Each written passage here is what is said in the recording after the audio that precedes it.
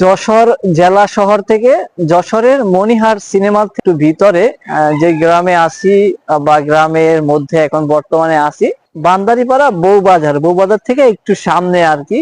তো এইখানে আসলাম আর কি ঘোরার জন্য। খুব সকাল না, এখন প্রায় 12টার কাছাকাছি অলমোস্ট বেজে গেছে, কিন্তু তারপরও মনে হচ্ছে যে কেবলমাত্র সকাল হচ্ছে বা সকাল হইতেছে। যশোরে অনেক শীত, শীতের তীব্রতা অনেক বেশি। এইখানে আসার পরে আমার হাত পা গুলো বরফের মতো জমে যাইতেছে।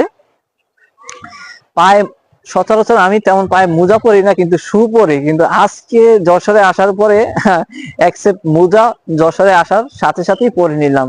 পা গুলো খুব ঠান্ডা, আমার কান ঠান্ডা হয়ে গেছে, কথা বলতে পারতেছি না, এতটাই পরিমাণে ঠান্ডা। আমার পিছনে ছোট্ট একটা সিঁড়ি খাল আর কি, ঝিরির মতন ছোট একটা খাল, এই খালের পাশেই আছি। আর এইখান থেকে একটু দেখলাম ওই পাশটায় যেতে পারলে হয়তো বা ভালো লাগতো, ওইখানে একটা সরিষা ফুলের